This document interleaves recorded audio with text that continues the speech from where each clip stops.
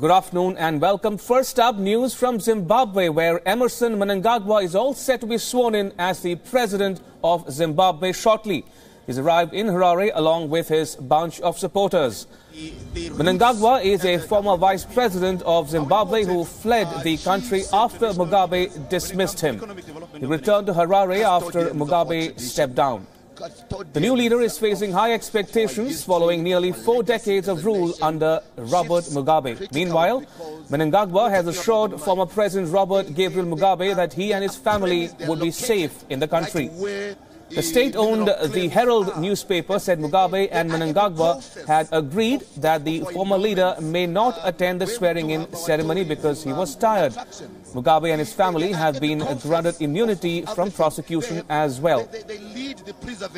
All right, let's cut across live now to visuals coming in from Harare, where the swearing-in ceremony of Emmerson Mnangagwa is underway as we speak. Play a pivotal role in the history of Zimbabwe, and incredibly they are in full attendance at the inauguration of the second president of the Republic of Zimbabwe. What a wonder.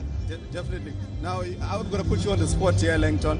If you're going to be appointed finance minister from tomorrow, which I hope you can, what are some of the policies that you would make sure are propagated and to make sure for economic development? First and foremost, confidence building. I'd put a set of austerity measures and control expenditure. We need to live within our realism. We cannot spend what we are not reaping. So expenditure control would be of paramount importance. I would also set out to fundraise for a stimulus package to jumpstart the economy. Thirdly, the issue of supporting the mining sector, especially the gold mining sector, availing foreign currency to support their operations, to support their mining operations, will be quite critical. At the moment, they are stifled. By the way, they've just missed the set target of 20 tons of gold this year. Langton Mabanga, President of the National Business Council of Zimbabwe, thank you so much for your insights and it's congratulations, and I'm sure the future is bright. It is bright indeed, and it is now. Thank you so much, Zimbabwe. The future is now. Thank you so much, Langton. Now, knowing that the future is now and knowing that we're entering a new dawn, very, very important. That's why we have engineer Joe Bigimatiza, who now joins us. He is the ZANU-PF politician, and we are glad to have you. And one of the things that I would start off with is congratulations. This has been a tremendous time, but in terms of transition smooth, the people of Zimbabwe being very peaceful, and the party coming through in a nice way. Yes, thank you very much for giving me this opportunity. This is a momentous occasion, and it has shown the maturity of Zimbabweans. When they are faced with a national problem, they are able to come together in oneness and transform their wanting into reality. And look at a lot of people have been so hopeful. There's been so much hope and expectations are coming through from the people of Zimbabwe. How do you assure them, or do you assure them of a better Zimbabwe tomorrow? And where are the priorities here when it comes to building a better Zimbabwe tomorrow? Yeah, this is within the party.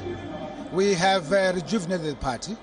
We have now a new guard that is taking us forward and bringing up new innovation and new relations of the nation. So we are expecting to see the unity first of the nation, and also we're expecting to see economic development through investments from FDIs to make sure that the economy booms. But this is follows good relations with international world. And I think this All right, you were watching these live visuals coming to you from Harare, where the inauguration of the new Zimbabwean president, Emmerson Mnangagwa, is underway now.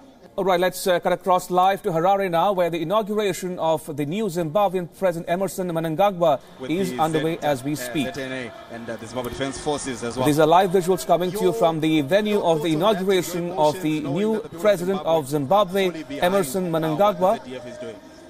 We are very much excited as the people of Zimbabwe, especially from the perspective of the church. As a church, we have been praying for peace, praying for unity, praying for reconciliation, and the convergence of people from different backgrounds, religious backgrounds, political backgrounds, coming together for one purpose, to see Zimbabwe united. It's a good thing, and we're praying that this may go forward as we're getting into the new era of our country. I like the fact that you're talking about that, and as we can see there, the president of the MDC, Mr. Morgan Tsvangirai, coming through to this inauguration of the new president. And is this the inclusivity that you're talking about? And it's very much evident within the new Zimbabwe. Yes, very much important. We are looking forward to seeing a united Zimbabwe, a united government which is accommodative and inclusive of all people of different political affiliations, different religions, different backgrounds. And this is the only thing that we need to take our nation into the future. You are the chairman of the Chaplain Advisory Board of Zimbabwe National Army. Tell us in terms of what you do and how you function within the Zimbabwe National Army. My responsibility is to work with the Chaplain General and the chaplains and other gentlemen and reverends. We advise the Chaplain General, we advise the Secretary of Defense on the spiritual state of the troops, and also we supervise the activities of the chaplains in the army. You know, the God element, the Christian element within the army has also contributed to the peace and stability that we're experiencing in our country. Very important role that religious organizations and religion plays within our country. How important is it for us to continue on the same pathway? Because it has always been very important that we incorporate religion as a nation. How important is it to incorporate it going forward in this new dispensation? Religion is very powerful, my brother. People can be united by religion.